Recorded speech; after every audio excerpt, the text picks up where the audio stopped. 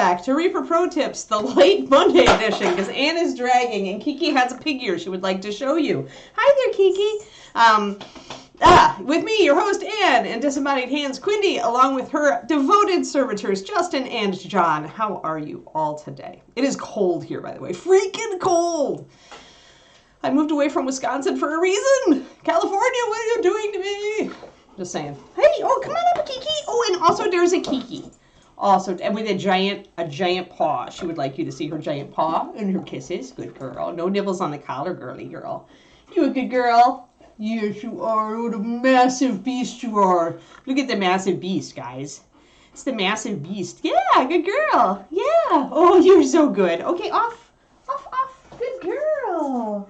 Good girl. I'm trying to keep it low-key so that she can do that without getting too crazy. And I also just got noms on my wrist, so. She's mouthy. Like, she'll grab the wrist because she wants to play. And anybody not knowing her would be like, oh my god, a giant dog is trying to bite me, right? But she just holds you. It's still not great behavior, so I'm trying to train her away from it. But, you know, she's still a puppy. Turned 7 months 3 days ago. 7-month massive dog. Oh, yuck. That's why I moved away from Wisconsin, Turgeon. Yes, that's exactly the reason I moved away from Wisconsin. Oh, yeah. Ooh. Keekers. Uh-oh, did the door close? No, you're good. You got it. Oh, I was going to give you a bully stick, but you have a pig ear. So you should go eat your pig ear. You brought it in here and everything. Yeah, you did. It was a good girl. No, it's not playtime. It's work time. It's work time. Go settle. Go settle, Papa. We'll have her walk after stream. Go settle. Oh, boy. Trying to teach her that command. She's getting it. She knows. She just doesn't want to. She was trying to play me this morning. After I give her food in her crate, because she still has to eat in her crate, because we still have to be good in the crate, I always open it, and then I pick up the food dish, and I let her lick out the last remaining bits, right? She really loves that. So today she decided she wanted out of the crate early, so she didn't finish her breakfast. And she was like, you could just hear the little puppy wheels turning. She was like, oh, if I do this, then Mom will open the crate and let me, and then she'll hand feed me the rest of my breakfast, right? She'll hold up the bowl, and that'll be much more fun than sitting in this crate. But that didn't work that way because Mama is smart too. And so when I opened up the thing, I grabbed the rest of her breakfast after trying several times to get her to eat it and getting her to reluctantly eat one more bite. I picked up the bowl and then I composted it. Composted the rest of her breakfast, and just the horrified look on the puppy face as, this didn't work out the way that I planned. Like, she was just like, what are you doing? It was so funny, Quindy. It was so funny. Oh my god. If you think they can't think like humans, like, oh, take it out of your brain. They totally think like humans. They're just not quite as smart as us, thank God. So yeah, so then her food got the rest of her breakfast. It was just a little bit, so I didn't feel too bad about it. Oh, God knows she gets enough treats to make up for it, but oh my gosh, it was so funny. David's going to hear that story when he comes home. But yeah, so hopefully this is what you do when your dog plays the I'll only eat if game, which is what that's a variation of. So if your dog is in the, you feel like you're constantly trying to switch foods because your dog stops eating the previous food, what your dog is trying to do is he's trying to game you. Your dog has learned that if he stops eating the food that you're giving him, he'll get a new and interesting food. And so, if you get the I only eat if game, in this case, Kiki's like, I'll only eat if you let me out of the crate. And I'm like, nope. The answer to the I'll only eat if game is to just take the food away and dump it, compost it, get rid of it. If they miss a meal, they miss a meal, and that's just the way it is, and that's how you solve that game. Like, they have to learn that they're not going to get what they want, that they can't control the story. So, Dogfather, speaking of dogs, subbed for 35 months. You get a song next month. How awesome. How awesome is that? And I totally am getting allergy stuff because we had some rain yesterday, so pardon me. Allergy pill, Quindy. Yep, yeah, Crowley, same thing. Yeah, I bet toddlers play that game too. I could totally, because it's the same thing. Like 2-year-old and 6-month-old puppy and 2-year-old human. But yeah, so people panic when they think about starving their dog. It's like, no, not really. Just like skipping a meal doesn't. Skipping a meal might make you hangry, but your body can handle it unless you're already on thin ice with your body fat and stuff. But yeah. So yeah, so that was Kiki tried her first variant on the I'll only eat if game this morning and totally got nixed. It was great. And she loves her food. Like, she really does love her food. She just hates her crate and doesn't want to be in it. And so, but she just, it's like, you need to learn to be in the crate. Because the vet, when you go to the vet, if you have a procedure, you're going to be stuck in a crate. And you can't be a crazy dog when you're in your crate at the vet. So, stuff like that. Yeah, fasting can work for some people. I've never been able to like do it. I can do it if I have to. And if you're on keto, I find that it helps because your blood sugar is more stable. But like I was able to do it when I'm eating far easier when I had to like not eat because surgery. It was far easier when I was on keto to not eat like all that next morning up until the procedure. Like it was okay. But I'm not fasting. Just it's hard for me. It's very hard. I'm gonna whine a little bit here. Yeah, and that's fair. Like, I'm never not hungry. Okay, that's not true. But you know what I mean, right? Yeah. Like, if I stop, like definitely there are times where I could push lunch an hour further, too, or even 2, right? But I will definitely get hungry at some point. Yeah. I envy you if you can fast regularly, Crowley. That's just something like Bridget, Kiki's breeder, she can do fasting, no problem. She's on keto. Kind of carnivore keto, actually, since she gets a lot of inflammation if she has too much greens.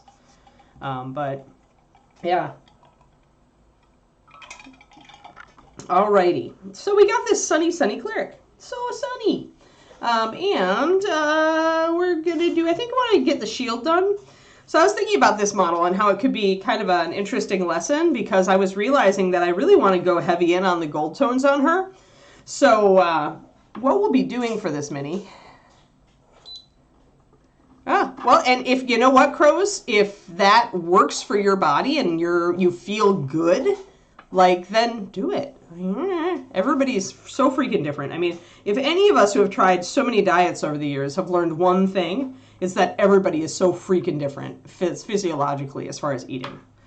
The kind of food that your body does best on, the amount of times you need to eat per day, you know. Find the thing that makes you feel the best and do it. Oh, yeah. Yeah, the meds, yeah. Yeah, because there are hormones, right? There are hunger hormones. Yeah, and it'll impact, some meds will impact it. Well, I mean, that makes it a little easier for him to, like, stay at a healthy weight, probably, Agent Marvel. That's cool. Those are the kind of meds everybody wants to be on. I could do it without feeling hungry all the time. Yeah, I'm sure there are other side effects though. Alrighty, right. Anyway, so we haven't really done like a very monochrome figure before, but I was thinking I might do it on this. And by monochrome I mean that yellow is the primary player in almost every color. Obviously not in the pink and purpley field that I'm keeping in the interior here. But most of it, like my other color choices, will all lead off of yellow in some way. Like we're going to do like probably a dark bronze gold for the armor then, if we want to go that way. And what I'll do with the white is base it in a really warm yellowy white, like Osirian sand, or even mix in a little bit more yellow to do that.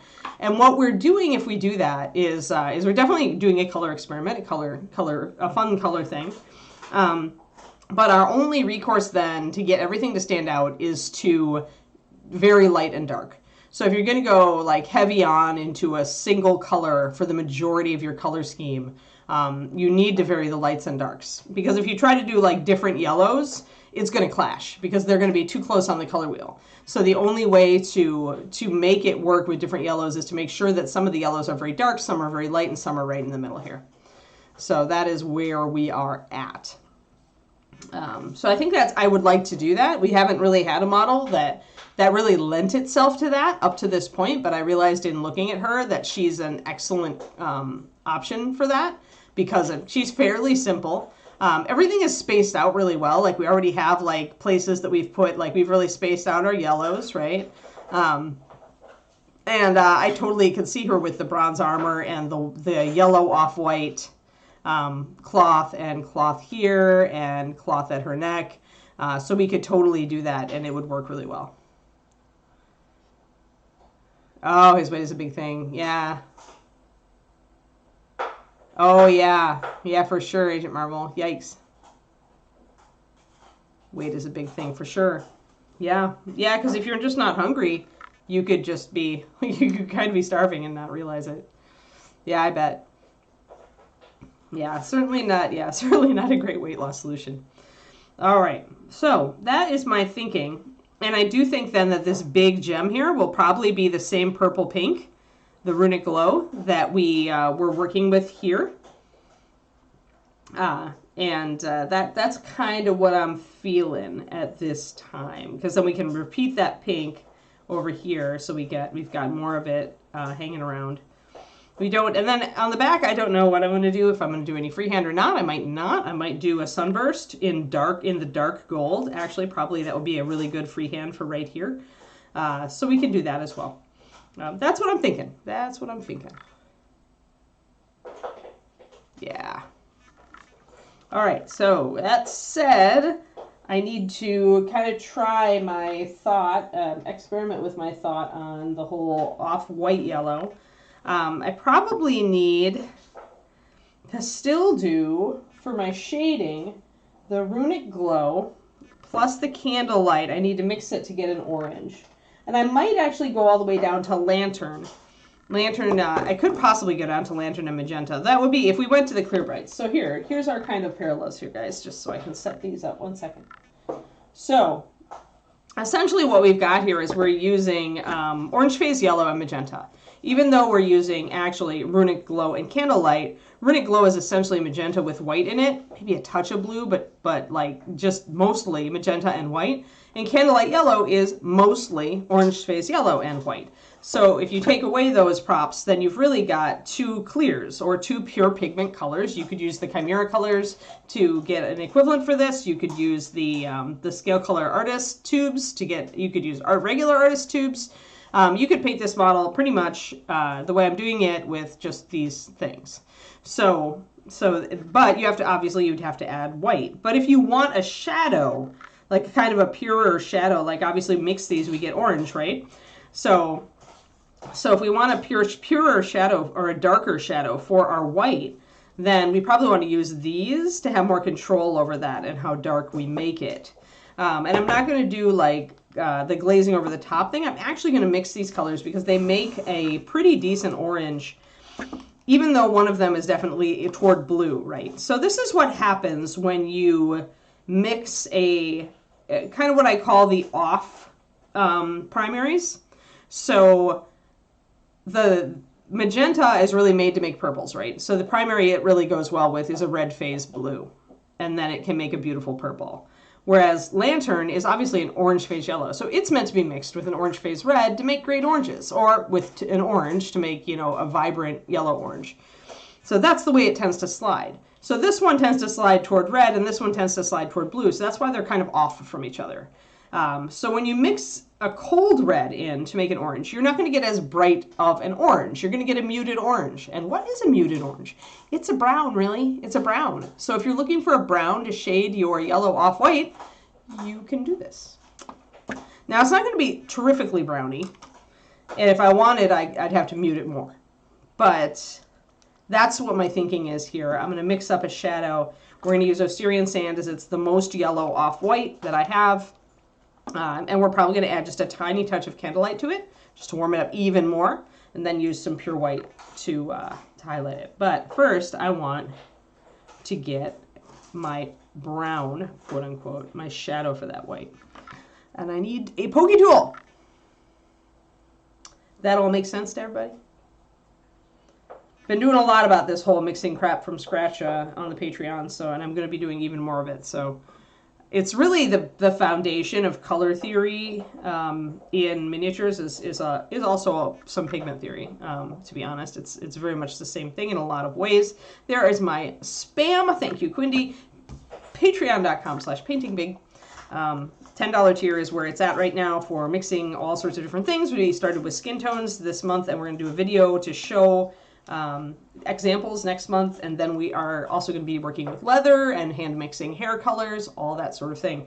So if you are at all interested in what goes into these various colors that you might just otherwise grab a bottle of, and run with it, right? Then that's your tier. That's your tier for the next few months. So yeah, that's where I am at right now. Yeah, and I have a lot of, I have to do a lot of work on my paint along videos. So we have a muted orange. It's not a super bright orange, you can see. It's a little bit mucky. If I want to take this, and I did take, I think I did mix in a little bit of purple there, my runic purple. If I want to take this even more toward brown, I'd need to add some blue or brown as a muting color. And since the only other color I've worked with on this model though so far is a runic purple, to give a little bit of a purple shade down in the cracks here. Or actually, I was mixing brown liner, wasn't I? It wasn't even was it Rogue Shadow? Now I need to remember. You could get this effect with anything, but now I remember that actually the purple was the mix of the runic and the brown liner, or the Rogue Shadow. I think probably Rogue Shadow. It's hard to tell, but I bet it is. It's either brown liner or Rogue Shadow. The problem is when I don't have them really spread out as a color, it's hard to tell the difference. But I'm going to bet it's actually Rogue, because Rogue goes more purple, and brown liner has more yellow in it. So brown liner would actually... Yeah, I used runic for the pink underpainting, but hey, Sentimental, thanks for the raid. Thank you for the raid. But there's definitely like a bluish shadow where the liner overlaps with the runic, and that's where that purple comes from. So the question is, which liner did I use? Yeah, she's a pretty girl. So I didn't use runic. I'm gonna try a little bit of Rogue Shadow. So what I just said, mixing a little bit of brown, I'm going to use the fact that I probably used Rogue Shadow here. This is our test. And I'm going to, and when I say a tiny touch when I'm doing these mixes, sometimes you really only want a tiny touch. And this is our muting color, so we definitely don't want to go too far. We need to just grab a tiny bit, just like a tiny little bit, tiny bubble. Maybe not even that much. I'm going to dab some of that off. Quite a bit of it off, actually. Dabbing a bunch of it off till I have just a little bit. And then I'm going to mix it in and see what I get. See, it's already starting to kind of change. I'm going to actually only put that much in and mix it around, because this has a lot of black in it, and that can really impact things. So I want to be cautious.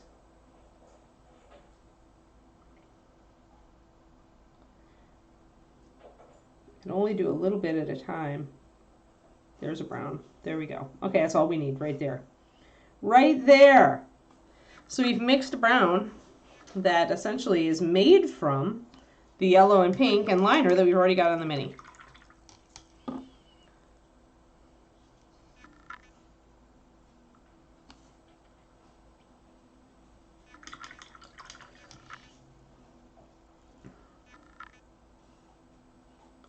Is it another Icepocalypse Twisted Oma? Yeah, freezing rain and ice. It's another Icepocalypse. I remember the Icepocalypse. Man, that was crazy.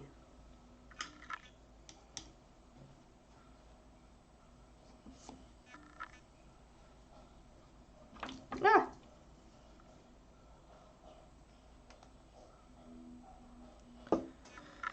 Alrighty.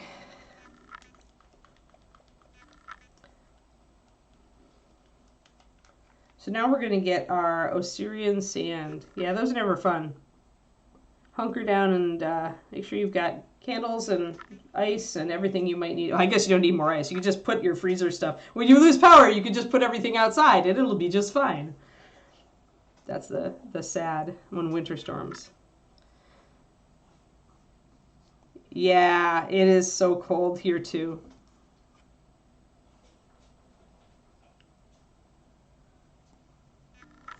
Okay, so we've got our brown, and now we've got our Osirian sand. We're going to grab our candlelight yellow, and I'm going to add just a tiny bit.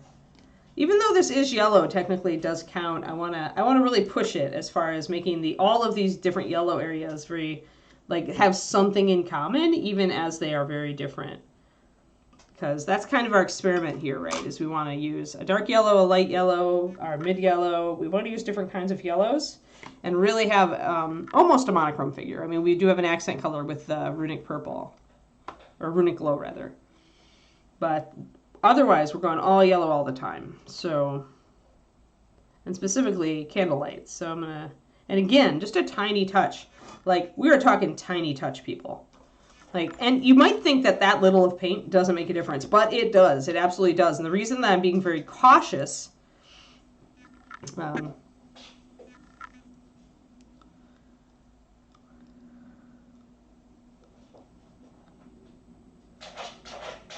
if you do twist an oma, yeah, I mean, just like they said, you know, have a cooler, pack your stuff.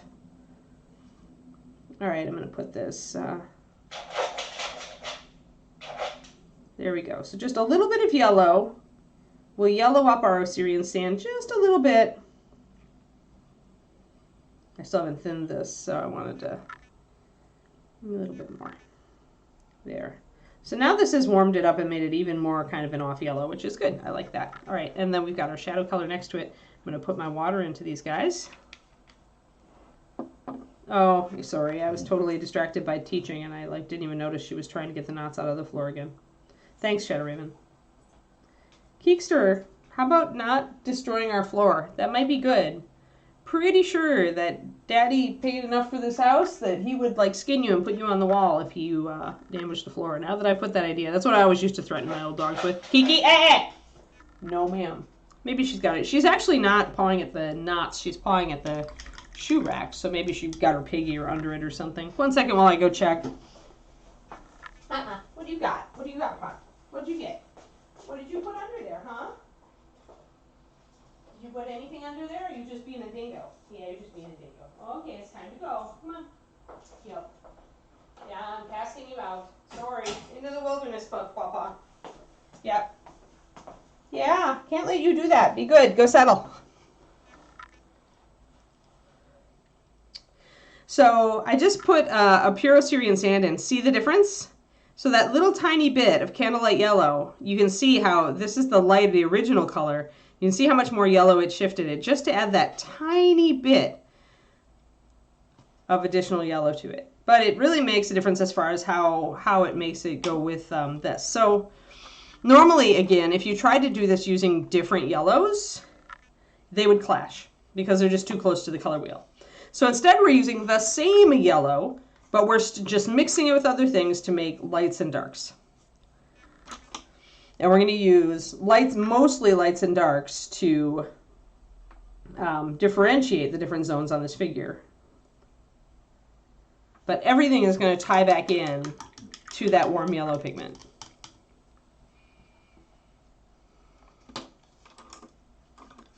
She's super feisty today, Shadow Raven, because it's so cold. Shilohs love the cold. Like, love, love, love the cold. She would just go out and play in this, and I'm like, ugh.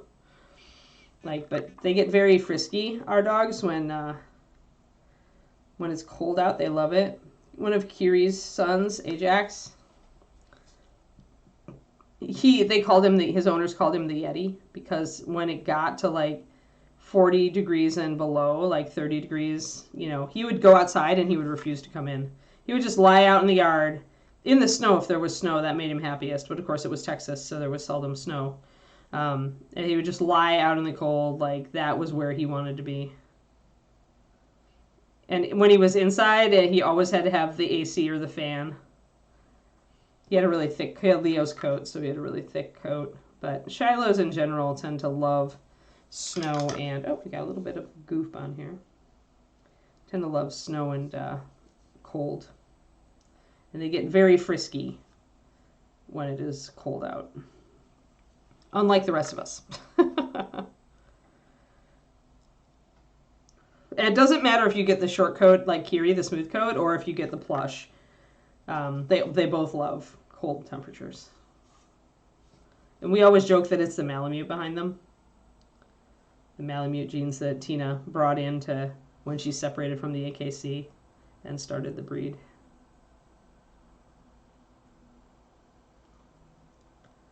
So, whatever it is, it's firmly ingrained. Shiloh is just a Shiloh trait. It just means that Kiki is very, very Shiloh.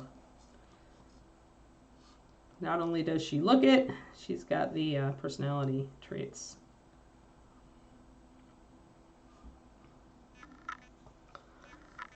So I've got a little bit of a shadow back here. I'm going to have to shade that. So I'm just blocking in some of this yellow color, and you can see that the great thing is that even though we added directly the candlelight yellow, all of these colors still looking like totally different. And the reason for that is that just that there's so much more saturated here, and this is much more washed out and pale. So if I went too close, if I added even more candlelight, then we'd start getting some real problems. We need to keep a very distinct level of light versus dark. So this is right around the mid. This is going to be our light. So, and then the armor is going to go dark, at least with its base.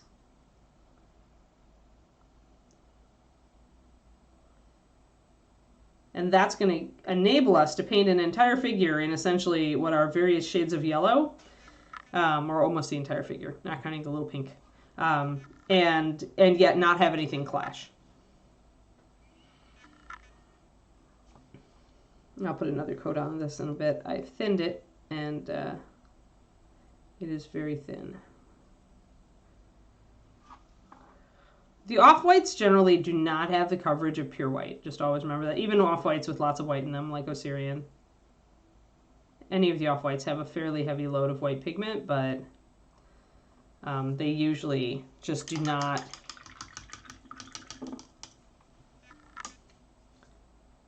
have the same like extreme load of white pigment that pure white does. So pure white is, if you're looking for the highest coverage white, don't use an off-white, use pure white. Dragon white is relatively close.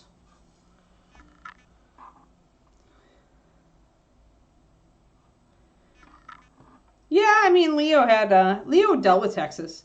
They acclimate because at least for short periods, Twisted Oma, the long-haired animals actually have a layer of insulation because that long coat does trap the cooler air from indoors under it, and then when they go outside, they can deal with it for a little while until it just gets so hot that their coat no longer holds any of the cooler air, and especially if they're dark colored. But Lee could handle it. I mean, he acclimated pretty well. The dogs would go outside with me when it was in the 90s, and as long as they weren't sitting in the direct sun, they'd sit in the shade with me, drink a lot of water.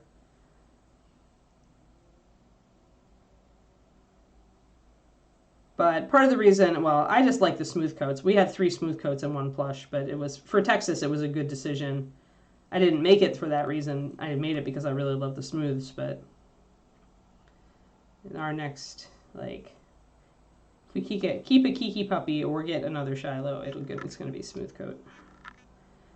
The coat is just so much easier. And they're just as pretty, in my opinion.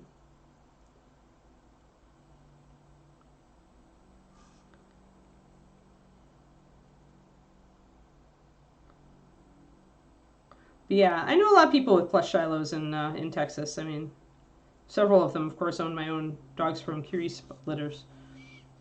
And they do okay. They do okay as long as you've got like a cool space for them to retreat to. They're okay. And yeah, you've got more humidity than we do. We still had some humidity up in the DFW area, especially toward the later part of the years that I was there. Not as much when I first moved there, but it got more humid through the years. There was a definite shift. Still not as humid as like Houston area or further south. But yeah, that can make it harder. You're right.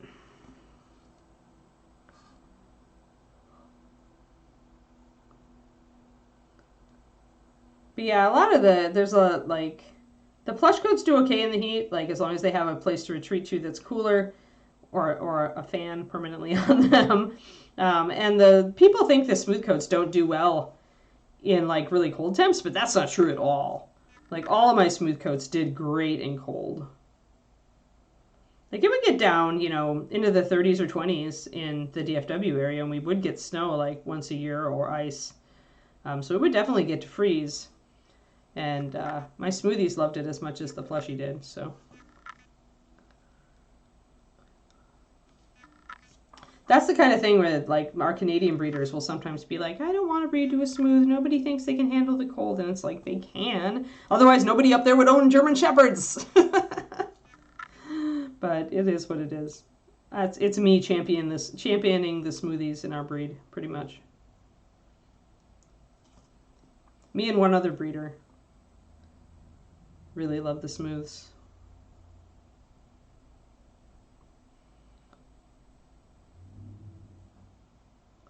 right, so nice another coat. Now we can see the lightness. It's funny how it looks lighter up here because it's closer, I assume, to, it's getting more light probably, and that's why it's reflecting more. Oh. Yeah, sounds like what I would do after a day at the hospital, minus the pizza because tomatoes are evil, but unless it was pesto pizza. I could be, pesto pizza with low carb crust, I can be talked into that. But yeah, I'm all up for some Anne friendly pizza and cheesecake. I don't make pizza very often here. Like, I don't think David's that into it, and if he is into it, he wants a real one, and I just can't share that, so we just don't do pizza. He doesn't want my pseudo pizza, so.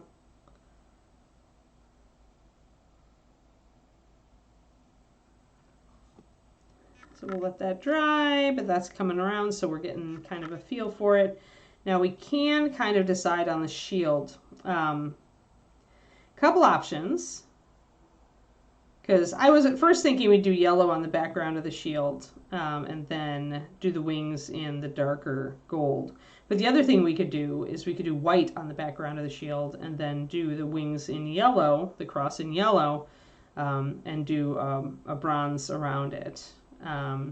Probably better to do yellow from one side because it is the white right up here against it. So, I mean, on this side of the figure, if I look at it, we have quite a lot of white. So if I want to double down on the yellow, I probably still do want to do the yellow in the middle. Cinnamon cocoa pancakes, yay! Yeah, I think I might make some more cookies.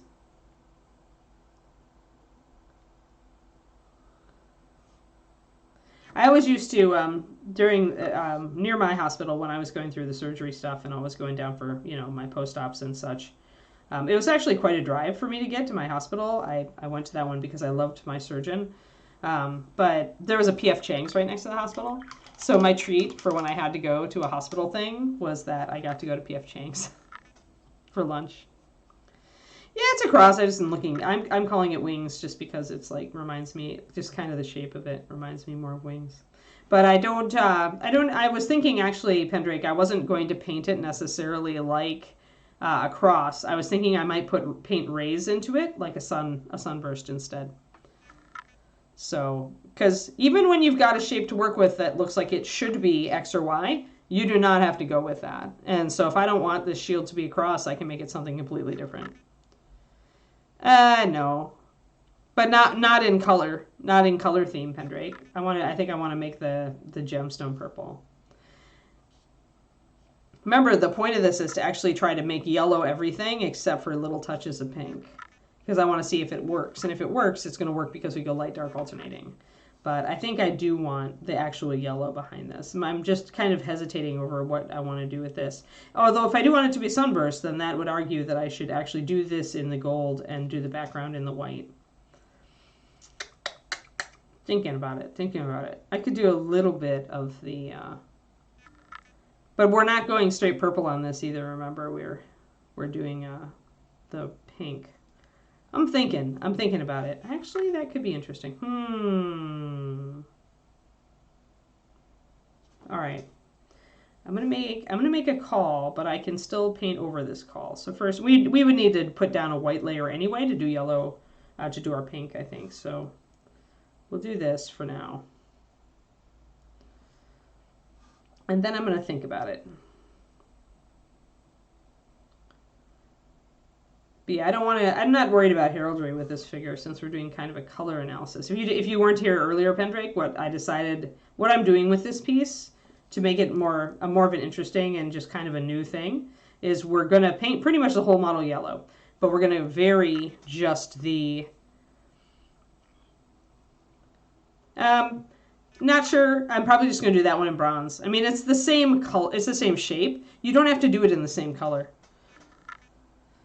But whatever I do here, I'm probably not going to match it because whatever I do here is going to involve some yellow, and this little cross is right up against the yellow. So you never want to paint it the same color. And since it's also right up against the white, what you really want to do probably is paint it dark. Do it bronze. Do it to NMM.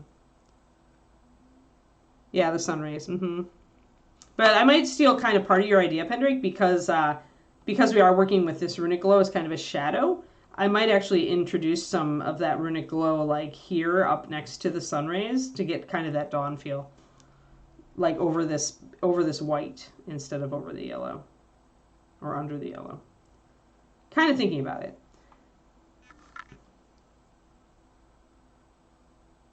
The crazy thing, guys, is that I can even probably mix the skin tone from these colors.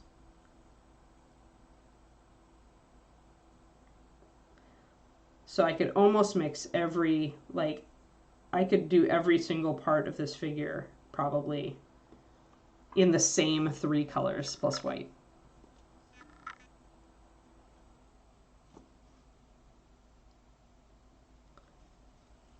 And that's how versatile it gets when you like practice mixing and you get a feel for this stuff, is you suddenly realize that, oh hey, I could take this and add white to it and I'll get a skin tone. So let's do that.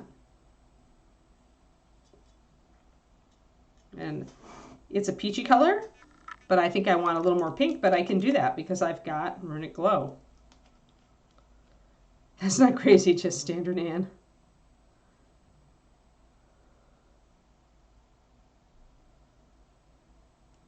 Oh, good. Yeah, it's a celebration. Celebration, Kerniko, if you don't have to go back. That's like, hey, you're as fixed as we can make you. Now you just got to work on you. And you've been working on your painting and trying to like get your some of your muscle, your fine motor back, right? So, all right, so I'm going to mix in just a tiny touch. And again, when you're mixing colors, guys, you don't want to use like huge drops for everything. Sometimes you just want to mix in a little bit. I do, however, need to put more white into this because it needs to be higher coverage. So I need to bring it up and then bring it down again. Yeah, the mixing skin tones in this case is, well, okay, we already have an orangey brown. That's right there. You add white and you've got a skin tone. This looks a lot, if you look at that PDF, this color that I mixed to shade this white looks an awful lot like one of those skin tones that I mixed from just the red and the yellow and the blue, right? So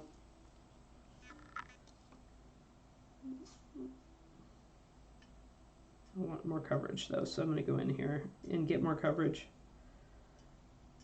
And look, voila, it's a skin tone. Magic. Oranges are just skin tones in disguise, guys. I'm going to mix just a tiny bit more of the pink into it until I get what I want.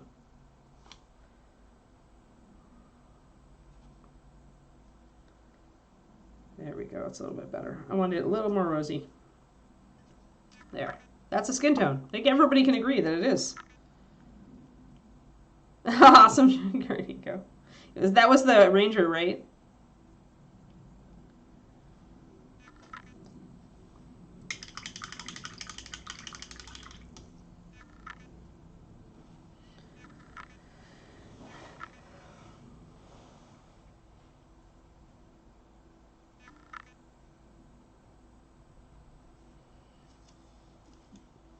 When you're on a first name basis with, like, you know, the people in your doc's office, when you come for your post-meds or your post-surgery, post-ops, that's when you're like, you know that you'd rather spend time away from the hospital.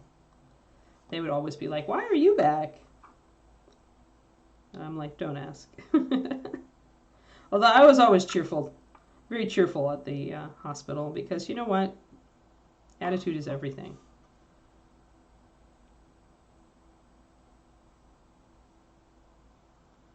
You can't let the surgery devils keep you down. I think anybody who's had serious health issues understands the joy of not getting worse. I certainly do.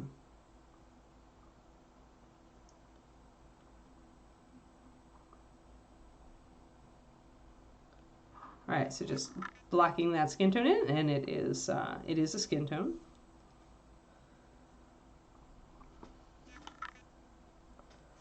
That's how easy it is to mix skin tones, peeps. I mean, you've looked at enough skin tone paints. You kind of know what a skin tone should look like. David started painting a new model, and I'm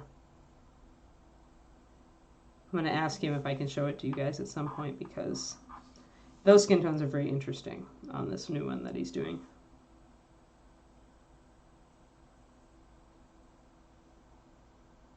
He went really red with them. But it still works. Because David.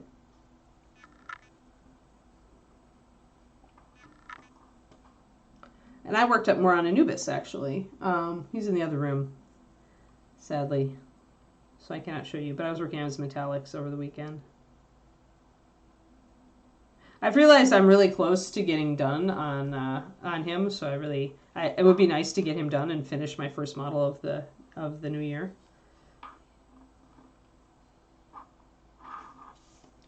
I think I'm kind of coming along to like finishing 2 to 3 figures a year to the standard I like, but I mean three would make me happy.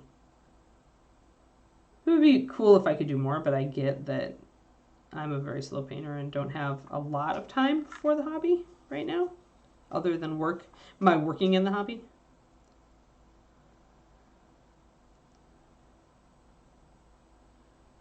Yeah, you got to be cheerful. I agree, Twistoma. And it makes a big difference in your recovery. I mean, they've done studies on this stuff, but mindset is key.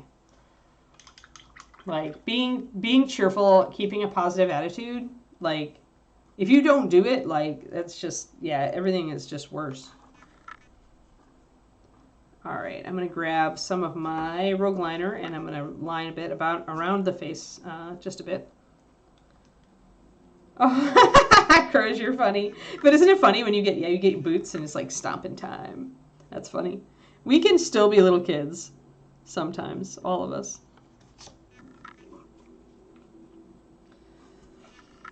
So guys, I'm over the biggest barrier now to publishing my book. Well, one of them. Over the big one. I actually I had to get my book formatted and uploaded to get a page count for my cover artist. And so now my book is like sitting there in the Amazon KDP dashboard, like saying I could publish it. I could hit the little button. But we're not quite ready yet. Yeah, because once the cover got finalized, but I had to get it on there. Like I had to do it to get the page count, Kerniko. So that means that it's uploaded. Like, and oh, this is the funny thing. Okay, and this just illustrates the point that no matter how many times you go over your book, there's still a typo somewhere.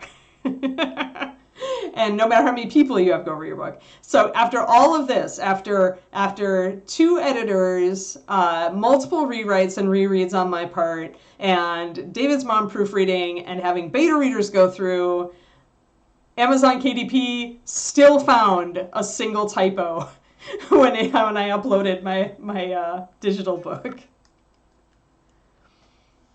I can change it, actually. This is the wonderful thing about being indie published, Kerniko. Yeah, the happiest patients definitely recover the quickest, yeah. Oh, nice, Marvel, nice. Oh, no. Yeah, that happens. You doom yourself, Agent Marvel. Like, never completely finish painting your figure or you die. That's kind of the meme, right? But yeah. But yeah, the cool thing, Kuro, is that this is the great thing about indie. And lots of indie writers actually do regularly update their books because you can, either the digital or the print. But you do it because you need to change the back matter. So when you do your, you have your little, mailing list offer, if you want a free story, come in and sign up for my mailing list, But, and then if you, the next book is coming out, then you want to change the back matter to say, hey, the new book is out, right? Or it's coming out on X day, and so you, as an indie writer, it's so easy because you control it all. You have the file. So you just have to change your back matter and upload a new file and nobody will ever know. It's lovely. It is really, that's the advantage of doing it yourself like I did, even though it was a ton of work to learn to do it myself. But this means I'm not working with a company that's going to charge me to change things and re-upload, right? Which is what, if you hire somebody out to do it, that's when you have to pay them every time you want to do that back matter update. The wizard saved you, thank God.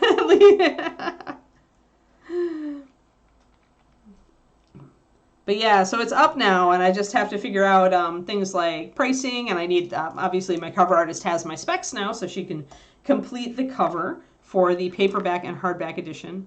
Amazon will probably only just do paperback, I think. I don't know, though. You never used to be able to do like hardback on Amazon like in the olden days, but now you can, and so I'm like, maybe I should just do a hardback on Amazon and on Ingram's. Yeah, you're going to, Pendrake. Like, you're going to. Like, nothing, no program is going to catch everything, right? Because a lot of times what it is it's not a real typo, right? Like, it's actually you, like in my case last night, it was like overrode, overrode her whatever. And it was overrode, like driving on a road, instead of road, like rode a horse. So it caught that one. But that sort of thing where you substitute one version of a word for another because you're writing and you're in the flow and you're just not really paying attention, you're just spitting the words out. And that's the kind of thing that a spell checker isn't going to catch because both versions of road are perfectly good words. So that's the kind of thing that it's hard. But yeah, and then, no matter how many times you read it over, you're going to find something. You're going to find a typo.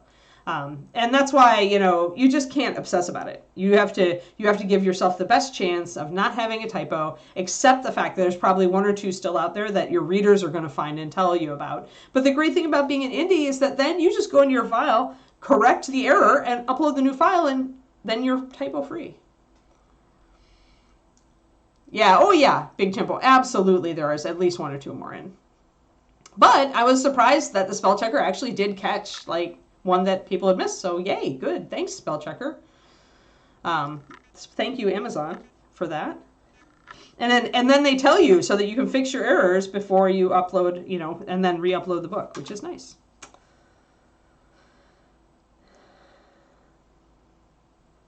Oh, yeah. Not so much Agent Marvel. Swill versus swirl. Right, exactly. And so it's both typical, right? It's and what happened is she was probably doing editing on the work, and maybe she had to write a new sentence or three, and she made that typo, and probably it was toward the end of the process, and nothing caught it, and a spell checker won't catch it because they're both words. Yep.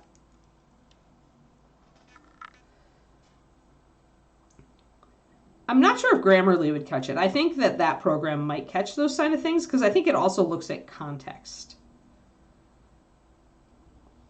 But I'm pretty happy. Like, honestly, if my book goes out with a typo, I mean, I'm a pretty good company if I'm in company with JK. So,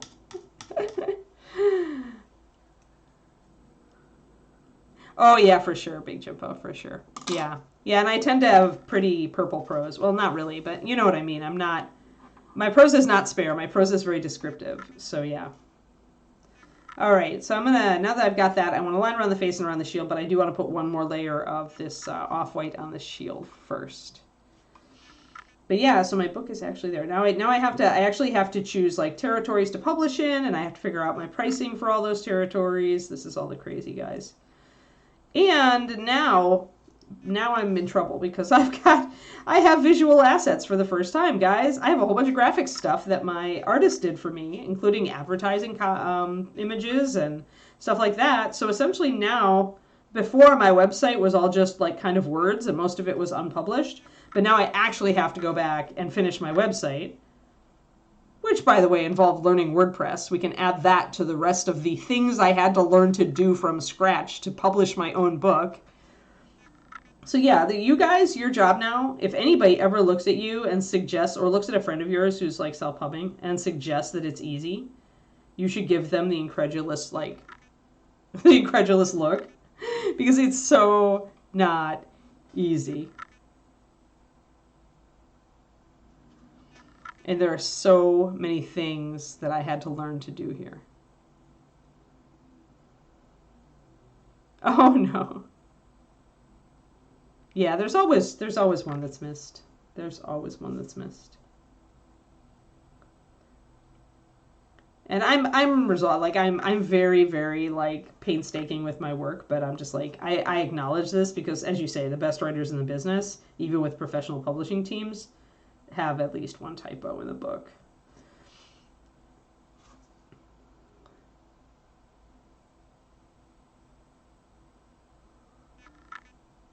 All right. So we've got that white blocked in nicely. Now I can go back and line around the face and put another layer on that. But yeah, so that's where I am now. Now I actually have to, I'm still working on my reader magnet. I got another 1,800 words on it yesterday at my writing club. And I showed all my writing club people my new cover for East of the Sun, and they were all like, they loved it. So then a lot of them read in genre. So I'm like, yes, that's actually really good feedback that they all were like, when is the book coming out? And they also asked me to post it on our Discord when the book came out. So I'm like, yes.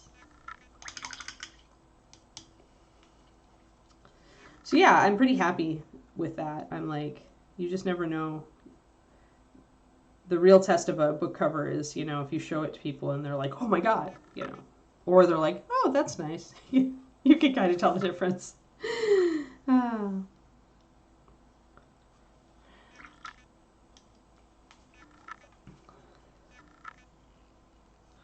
You don't have a real job comments. Oh, I got used to those long ago because I've managed to avoid a real job now for, what, over 20 years?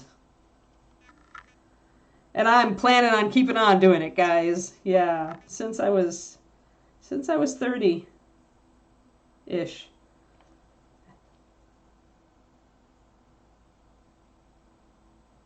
After I quit the credit bureau and moved out to the East Coast to be a mini painter and to work for Games Workshop, I haven't had a real job since. I keep getting tempted by real jobs every once in a while. Like, especially like when it's one of my layout program actually advertised a job. My writer layout program was advertising that they needed someone, and it was a position that I could easily do. And it paid about the same, actually. What's funny is it paid about the same or a little bit more for the same number of hours I put into my stream every week, and the same it was the same amount of hours and everything. And it was like, it would be a side grade. Like, and I would have had to probably cancel the stream to do it, but it's like, I don't really need that. I enjoy my stream, so. But every once in a while I look at a real job that I could do that's like one of the companies I really like, and I'm like, I'd consider that, except that in all cases, I'd have to give up streaming for Reaper. Yeah, like, there is no real job. Like, there's the job that pays you enough and, like, enables you to have, like, things like health insurance that you might need, right? And afford your food and housing. But, there are people out there that will just never respect you for not having, like, a real job. And a lot of them probably speak from a place of envy because they wish that they didn't have to have a real job. Or they speak from a place of, their real job is a lot of their identity, and so they judge other people by that.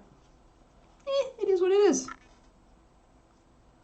Yeah, and art and creativity are judged a lot in the negative for that. Big chimpo for sure.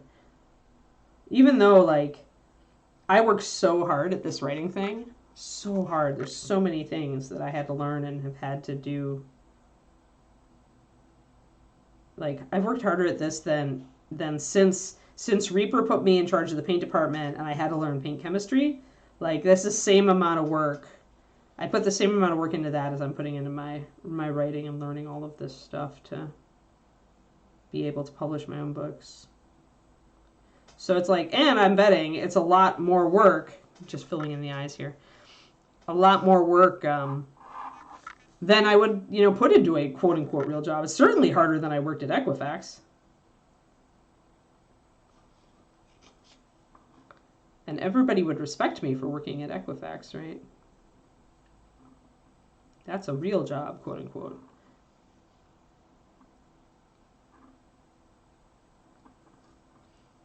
So I filled in her eye sockets, more or less. Yeah, exactly. Yeah.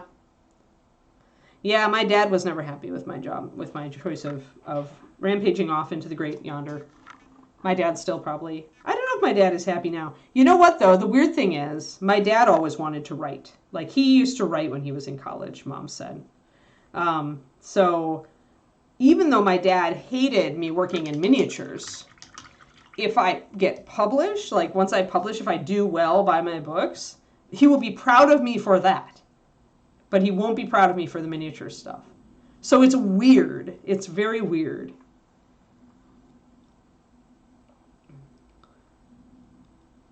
Yeah, exactly, Twisted Oma. It's not all it's cracked up to be. I mean, it's the best case scenario is you find a job you love, right? And in the real world, quote unquote, you know, you can certainly find those jobs. I mean, when I worked for the relay for the hearing and speech impaired, I loved that job. And I think that based on the reasons that I love that job, which was I was able to make a difference for people, right? And it was, I really enjoyed working with the deaf community and things like that. Like that was a cool kind of eye-opener thing, working with deaf people on a job. And for me, especially, I was pretty young at the time. But based on that, if I did, for some reason, like something happened and I had to get a quote-unquote real job out here, I think I would go to the nonprofit sector because I would want a job where I could make a positive difference. And that is really rewarding for me, so...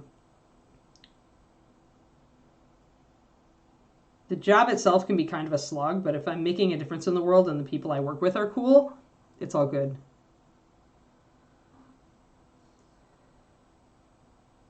That was kind of Reaper, honestly. Like, I felt like by creating Master Series, I was making a positive impact in the miniatures world, you know, and the gaming world. And I worked with cool people. So... all things considered, Reaper fulfilled that requirement for me. Even though some parts of the job could be a slog sometimes. And parts of any job. I mean, it doesn't matter where you work. Parts of the Patreon are a slog sometimes. Parts of writing are a slog sometimes. I'm going to put my line in here for her mouth. It's hard because the face is so recessed in the hood, so I'm just going to have to work with it. But at least blocking in those lines, and then I can take the skin tone, and yeah, I still do. That's a great thing about having the paint line. It's like a legacy, right? Like, I was able to leave a legacy for the hobby that I love.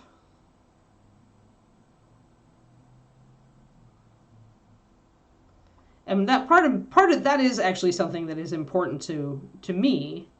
It's also part of the reason that I want to write, you know, and publish my own stuff, is that it's a legacy, right? If people enjoy your books, then you've left a legacy for, you know, future people to enjoy your books and maybe get something out of them that they need. A little bit of escape, or just to fall in love with some characters and a world, you know, get away from the crap in our real lives. That's still worthy. It's still worthy. I mean, it's what painting does for a lot of us too, right? Gives us a little bit of an escape. Kind of get in the zone and just kind of enjoy what you're doing. There. Okay, I'm using the Rogue Liner to bring some shading to the skin tone. I could also use more reds in there, but I'm mostly just mixing up little bits of gray brown and putting them where I want the shadows to be.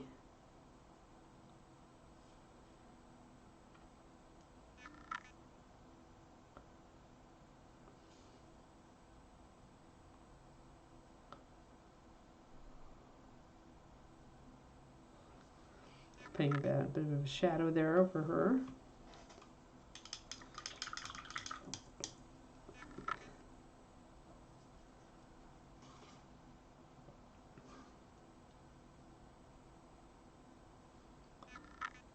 Yeah, and I'm probably gonna kind of trim down that. There needs to be some lining there. Her eyebrow and everything wants to get over here onto the side of the hood.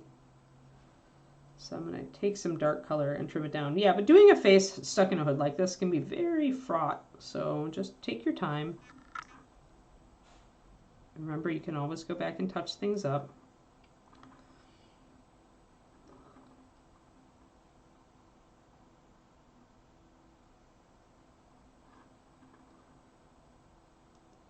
There.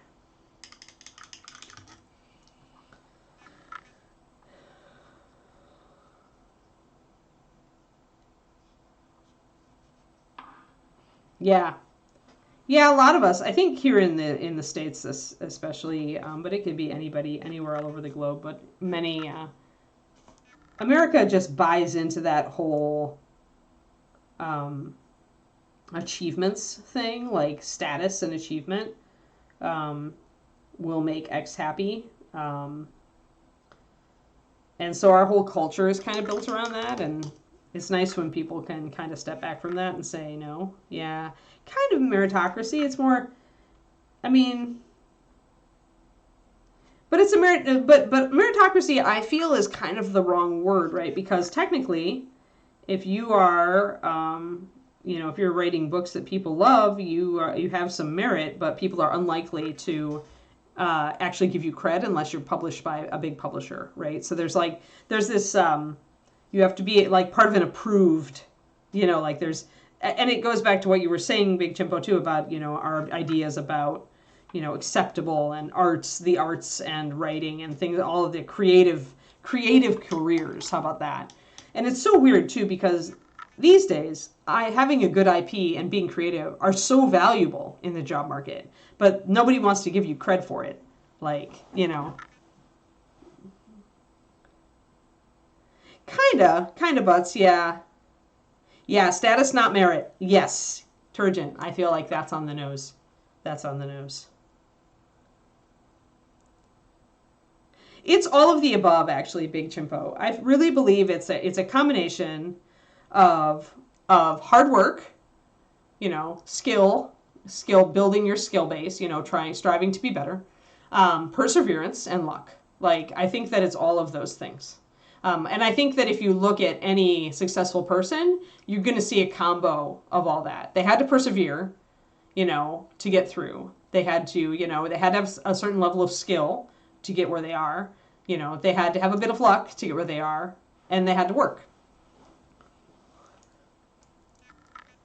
The soft sciences, yeah, right. But yeah, I mean, when I publish, the only thing you can do if you're doing a creative pursuit like publishing, or you're trying to be like a famous mini painter, or you're trying to make a living through your art, and you're trying to do all this stuff. Like, the best you can do is to take care of those things that you can actually influence, right? You can persevere in the face of setbacks. You can build your skill, and you can work hard. But you can't control luck. So you have to there comes a point, and the point is fast coming for me, where you have to throw the thing out there and see if it hits, right? But the good thing about being a creative freelancer and about where we are today, specifically with the internet, is that you don't have to hit right away. I was just listening to a book written by somebody who in the old days was traditionally published and is now what they call a hybrid author. She does a lot of indie stuff, and she writes a lot of books for indies. And she's essentially like, this used to be the way. It used to be the way that you put out a book, and the big publishers, they want it to hit. They want it to hit right away and make a big splash, and then they'll put resources into it, right?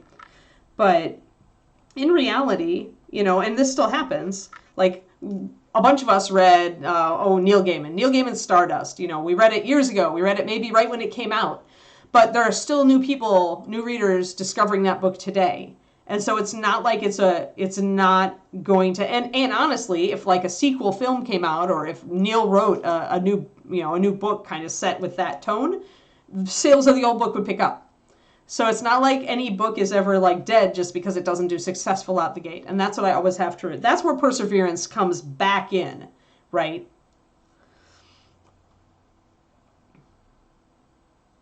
Yeah, thousands of ways to guarantee failure and no way to guarantee success. The best you can do is your best. Like, to understand that if you can give yourself the best possible jumping off point, but after that it's up to, does the market want your book? Does the market want your work? And the market may not want your work now, but then maybe 5 years from now something happens and your work is rediscovered. It happens, right? There are all sorts of like famous artists who weren't famous and writers for that matter, who were not famous in their lifetimes, but who got famous afterwards. One of the interesting like data points kind of showing that is even like The Great Gatsby. When the movie came out and did so well, a ton of people picked up that book because they hadn't read it. And even though it was available for, like pennies at some used bookstores, like older copies of it, a bunch of people bought it new. And so it actually went to the top of bestseller lists. The Great Gatsby, a book that was available, bunches of other places, cheap and used, and that had been around for decades. So it's just quirky what people discover, what the zeitgeist does, right? You can't ever control it. Right, exactly, Big Chimpo. And then that could even give it more. Yeah, you just don't, you never know. Like, the best you can do is keep writing books, because every new book gives you a better chance to be discovered by people. And to try your best, to do your best, and to not let setbacks get you down. I'm going to do some lining around the edges here. I'm going to do the lining around the middle. And that's true of mini painting. If you're trying to like get in with companies and become a good enough mini painter, maybe work for companies and maybe make a little money off of your hobby to fund your hobby, or if you're trying to sell painted miniatures and you're trying to get good enough that you can sell just a few and not burn out instead of having to like paint 12 quick minis, that kind of thing. Like. And part of that, the skill thing, is also like learning who's your audience, right? Like if the sweet spot in painting minis for D&D, is 3 hours per mini or whatever, then that's your audience. And if you try to, go elsewhere, then maybe your minis don't sell as well. Things like that. Yeah. Yeah, you got to keep swimming. Like and that's where you tell the people who really, really love writing and really want to just be writers, and they don't really care. They just want to write. You tell those people from the people who are maybe going in trying to make money, who maybe their first book doesn't do well, or maybe their first book does okay, but their second book doesn't, and and they quit, right? But if you just, you just gotta be willing to keep plugging at it, and if you enjoy it, then that's the way to go. I mean, if you really hate writing, don't be a writer. If you really hate painting, don't become a miniature painter, right?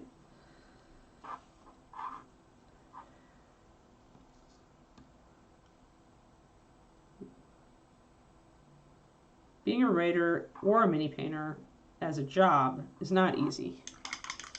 There are definitely jobs that pay a lot more and involve a lot less work.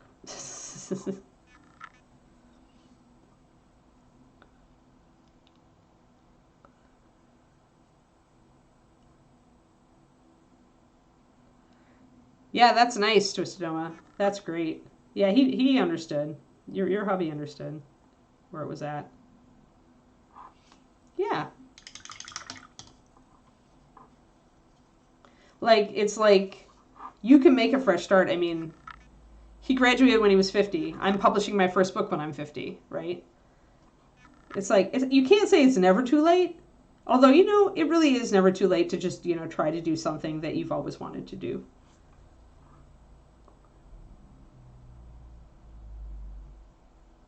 You just can't assume that doing what you've always wanted to do is going to make you instantly successful. Probably the most reassuring thing that I read was actually something that most new writers would probably think was like horrible and doom-worthy, which was a graph kind of how your sales when you release on Amazon spike up, and then they drop down, they drop off the shelf. I forget what they call it. There's a term for it of how Amazon stops promoting your book the older it gets. But it was reassuring to me that this is what happens to all books, and really the point isn't your book is gonna stop selling as much. Like your book is gonna sell and then it's gonna trail off, and wherever it evens out in sales is its like spot in the Amazon bookstore. And it'll kind of hover around there usually. And the point isn't to try to get that book to sell more and more and more. The point is that every time you release a new book, you settle at a slightly higher level. And that was comforting to me, because there's a lot of pressure involved in the whole, no, you got to promote your book, promote. A lot of people are all like, don't let your book fall into the chasm of doom. And it's like, well, your book is going to fall into the chasm of doom. It's just going to happen. Like, unless you're willing to spend a crap ton of money flogging your book at people, it's going to happen. I found that very reassuring because it means I don't have to stress about it. I just have to write the next book. Yeah, that's good, Twisted Oma. I mean, that's support, right? That's support. And it paid off when he got his job, so his new job. So, yeah, no ceiling on how much time, yeah, computer science homework requires. That's for sure.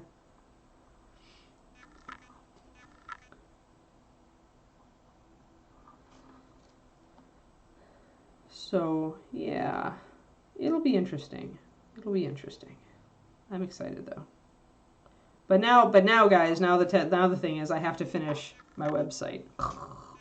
And I've designed websites before. I actually designed the website for my my dog club, but I'm doing WordPress for this one, and WordPress is a freaking beast. How does anybody use this? That's what I want to know. HTML was easier. Bootstrap was easier.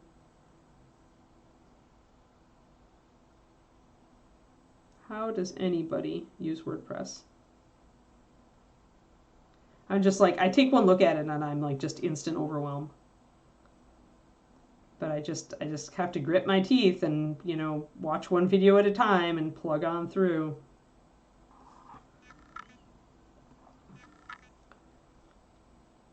So just a careful bit of lining around the edge of the cross here just to bring things out. Especially if I'm going yellow with this, I need to be able to kind of make sure there's a hard divide. I mean, there is a lot of difference between the yellow here and the white, and part of that is that we're doing the magenta, the runic glow undercoat, but I want to make sure that it's crisp, and so I'm gonna line it, pre-line it, while I can still do easy touch-ups. It is, Butts, it is, and that's the pain. On the other hand, you know, I like learning useful skills. That's why, I mean, it drives me on to, it's why I did all this, learned all this crap to self-publish my own book. Now I know how to lay out a book, you know. But a knowledge of WordPress is very useful. I mean, my knowledge of web coding has always actually come in handy. It came in handy when my dog club needed a new website and I was able to step forward and say I can do it. So I want to learn it because WordPress is really pervasive and all over the place and ubiquitous, and I want to, learning it seems like a very useful thing to do. It's bound to come in handy. They try to do the work for you, and it's just its own, Butts is right, it's its own ecosystem. WordPress is its own beast. But you did secretly enjoy setting up your VTT. Yeah, I've always been a learner. And I guess in school I learned that I could learn whatever I put my mind to, as long as, again, I was willing to just sit down and put the time and the work and the perseverance in, right? You can. Yeah, you can. Yeah, it's learning the content tags. It's just that I'm like fresh and new at it. I'm very fresh and new at it, Turgeon. So it feels overwhelming, even though I know that I already know, you know, how to code a responsive website. But I decided that I wanted to do WordPress on this one. And there are templates, and there are this, and there are that, but and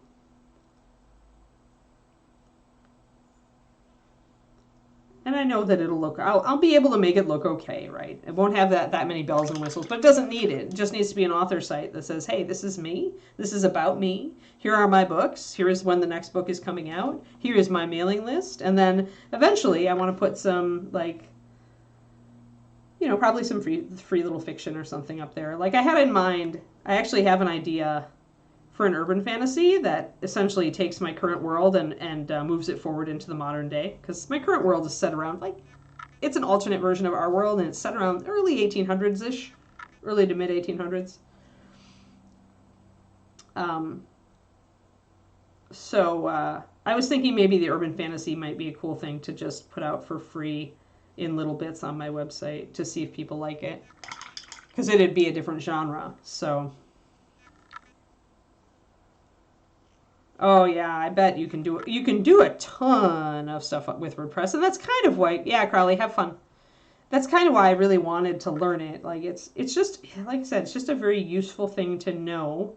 And if I learn how to do it myself instead of hiring somebody to do it, then I can make changes on my own site whenever I want to. And that is something that I've always found to be most advantageous.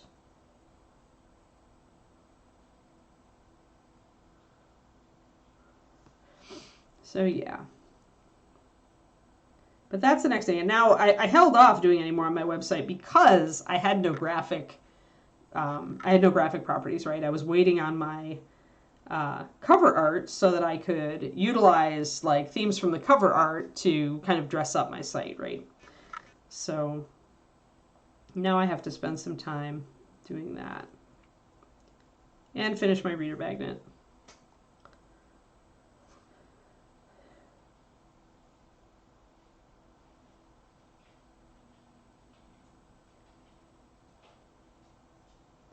So there's always more work to do is what it comes down to. Oh yeah. Yeah, exactly, Big Chimpo. Well, because it's cool to use something that already has a bunch of stuff like widgets in place that you can just pop in, right? It's very convenient. But you still also want the ability to massage it if you at least know any programming at all. So yeah. All right, so we've got a nice crisp outline. The papa is waiting for me to get done with stream, but since I started late, I'm going to go late a little bit. Unless we don't have anybody today, right, Quindy? I can go like a little bit late, 10 minutes.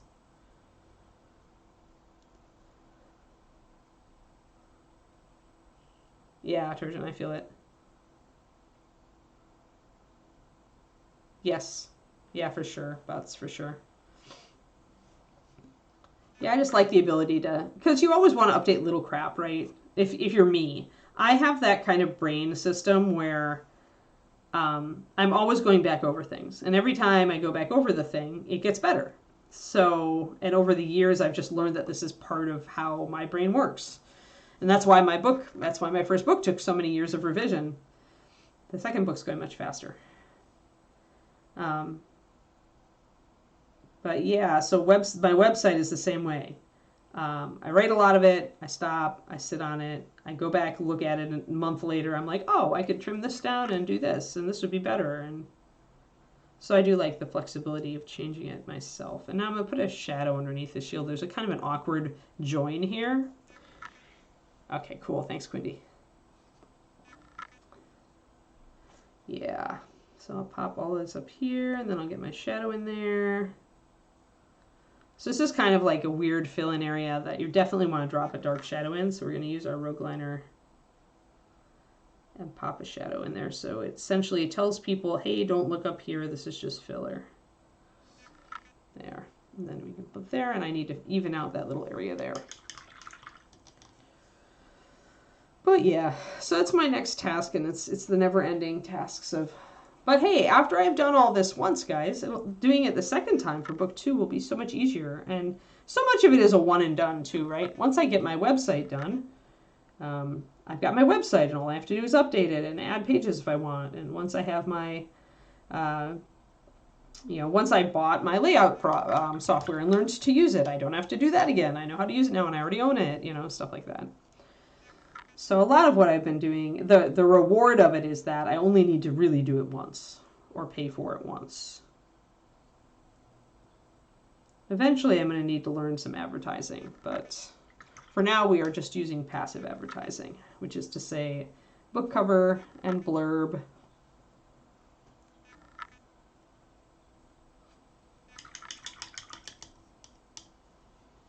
Well, and yeah, with Lord of the Rings, can you blame him? That was a massive undertaking. The Hobbit was probably relatively easy. Okay, so I dragged some of that shadow down into here. I'm going to grab some of the color I first mixed up now to be a shadow for this white, and we're going to try it.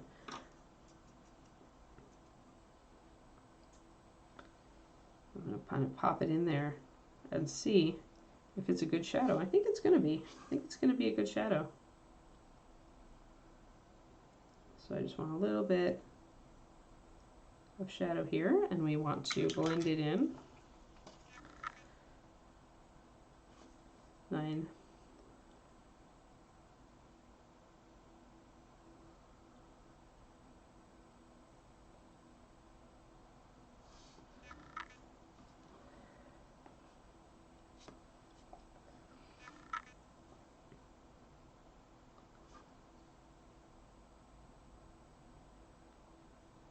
There we are. So just putting in a little bit of this brown to like give myself some dimension on my white, and using some wet blending, some quickie wet blending, just to kind of fudge it in. If you get too much paint on your brush with this Osirian sand mix, if you get too much paint on your brush when you're trying to do that wet blend, you're going to wipe that shadow right out. So you always want to, I'm using very small amounts of paint in my wet blending. But that's looking pretty good. The shadow does pull it closer to this because of course we're using the same colors. But so we need to make sure that we don't let our shadow get too big or it'll start to clash. And we also need to highlight it with probably pure white or linen white at the very least, or bleached linen, something that will pull it back into the brighter area so that it keeps its contrast. Because when you add that shadow, it actually loses contrast, right? Because it's pulling it closer to this. So we want to push it back farther away as well. I'm going to lock in a shadow back here.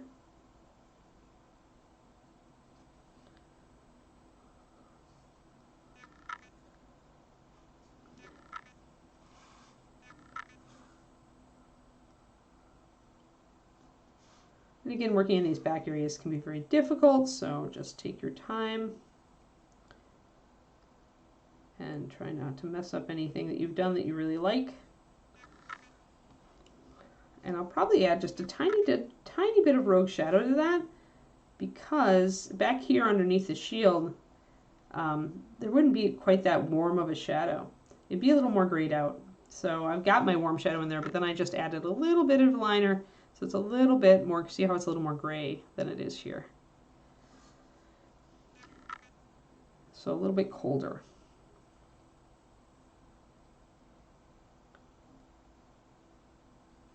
There we go, and I've got a little bit of that shadow coming down now from here, just mixing in that liner.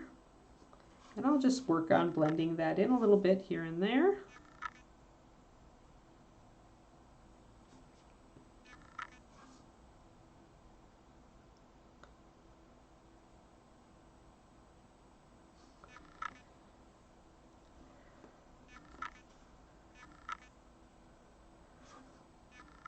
Yeah, I've got my third book cover already scheduled for book 3, so I have to get book 2, finish my editing on that sucker this spring probably. I'm aiming to publish book 2 in the fall.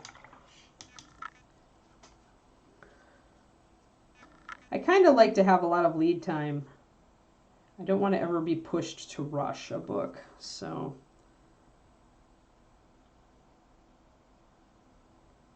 I feel like I'm a much better writer if I don't. So yeah. And then I'll probably plan book 4 for next year, maybe springtime, depending on when book 3 comes, or either that or book 3 will come out in like January and book 4 in summer, I don't know. And then I'll stop and look. Then I'll stop and actually look at how well is the series doing. Do I want to write more books? That stuff. So we're going to blend in a little bit more of this. I'm going to grab a little bit of my Osirian sand mixture here, bring it over. I'm going to thin it a little bit more because I feel like I've gone as far as I can with blending with wet blending. Now I want to go to layering. So I'm going to grab a little bit of my white, mix more water into it so I can do that. Oh no. Oh yeah, facepalm Quindy. You can't go up to him and say, I wondered about this. Can you clarify for me? That's always good. I would do that with Ed on occasion. So it's not like, hey, you did this wrong, but hey, I was looking at these instructions and I wondered about this. Can you clarify? That way it seems more like it's your fault.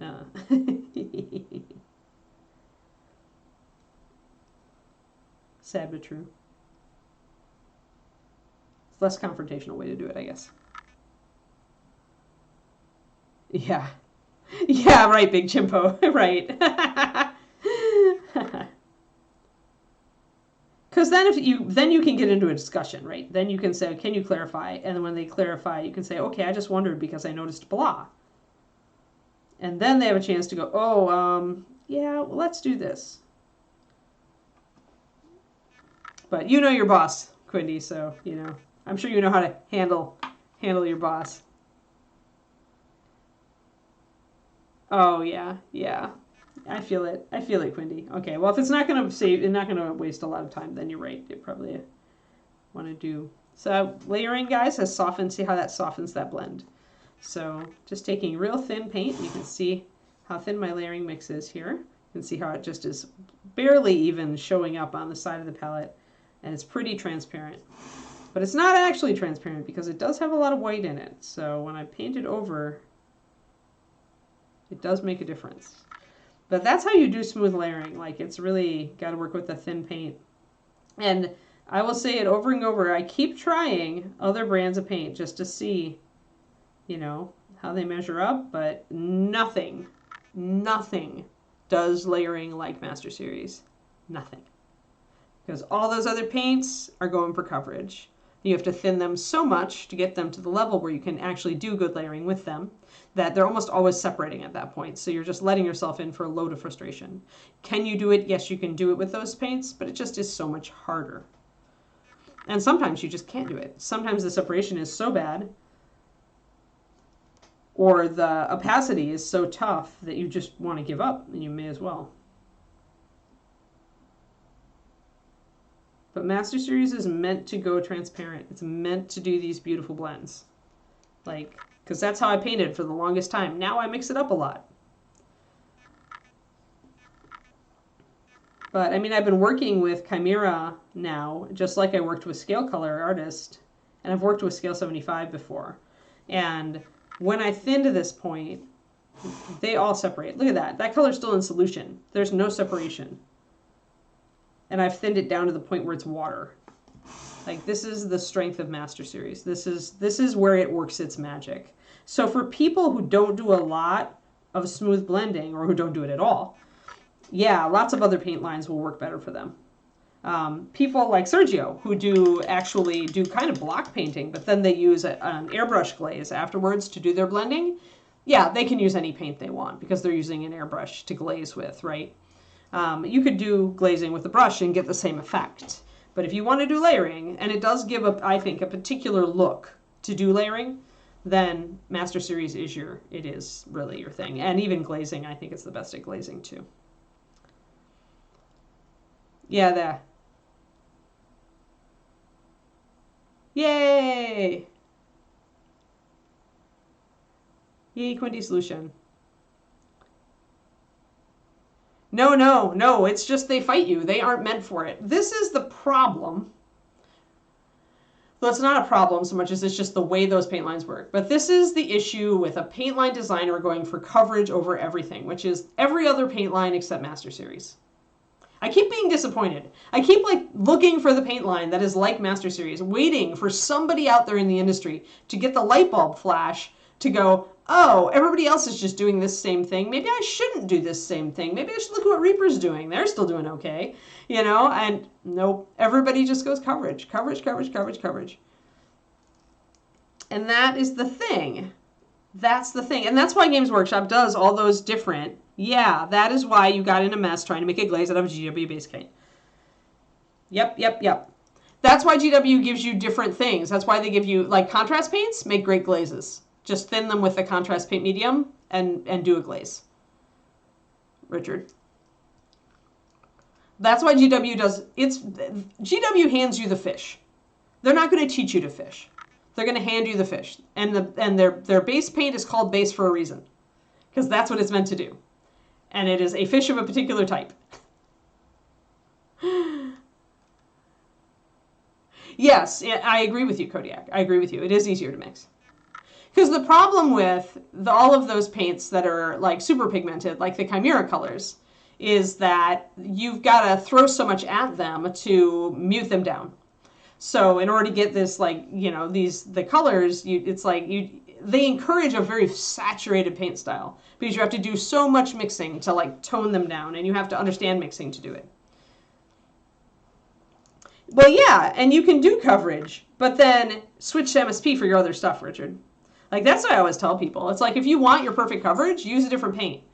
But then if you're going to do layering and glazing, switch over to MSP. It's not like we don't have equivalents for most of those other colors, or close enough.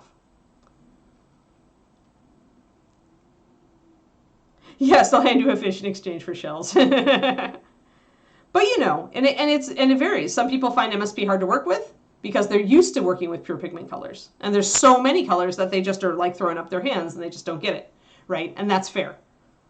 MSP is not better than other paint lines. It's just very different from other paint lines. And some people like glom onto it and go this, and some people glom onto it and go, I like my other blah. That's cool. That's why there's enough room for everybody in the industry. All right, so I think we're pretty good right now. We got all that sorted out. I showed you guys kind of a blend. This is the soft white we're looking for. You can see the comparison, right? You can see that this color is actually pretty much this color, but it's surrounded by that white, and so it's enough contrast. It's not clashing. It's the same. There, you can see that even more so that this is this.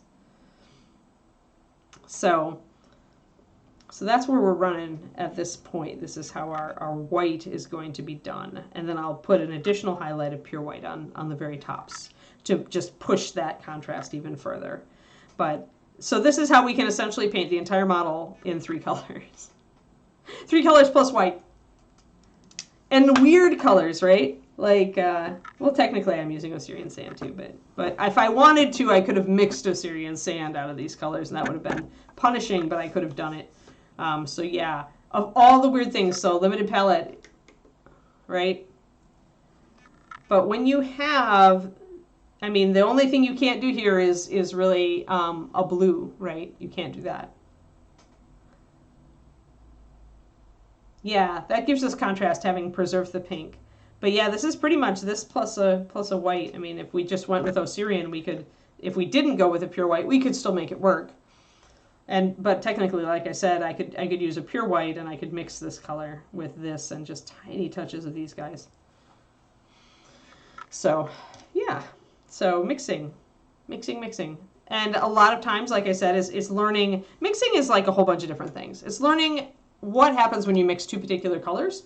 It's also learning which colors are stronger, which colors have higher diffusion. So like if you add a tiny touch of blue and it takes over, you know, when you put it into yellow. You know, learning which colors are weak and which are strong so that you can do things like I was doing and just use a tiny little bit on the tip of your brush to mix into that orange to make it a brown, you know, things like that. But yeah, so that is how we're doing it. This is a fun project for me. You guys know I love to mix colors and I love to work with color theory, and this is a great example of how you can use pretty much the same color over the almost entire model and still have it look good.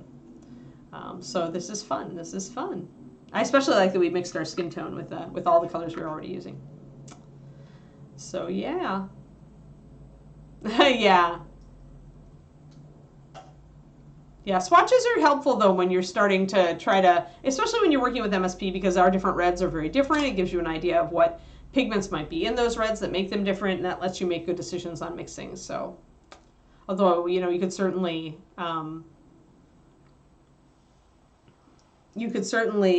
limit yourself initially in MSP and start. That's kind of what I recommend for people to do, is to get a very limited set of colors, like maybe just 2 reds, 2 yellows, or 2 or 3 yellows, and you know, a couple blues, couple greens, you know, just work with mixing those.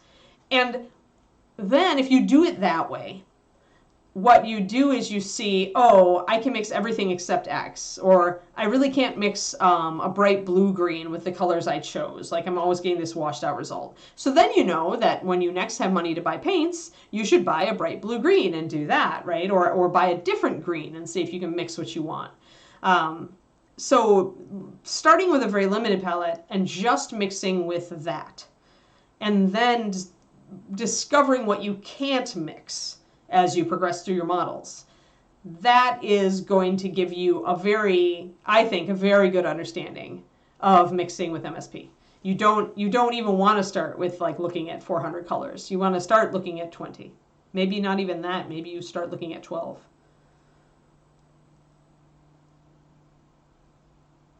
Yeah, I always loved cooler reds, Big Jimbo too. I've gone back. I've like become more appreciative. Like I originally liked cold yellows and warm and cold reds, and I've really come around more to the warm yellows, and I appreciate the warm reds now for what they can do. So yeah.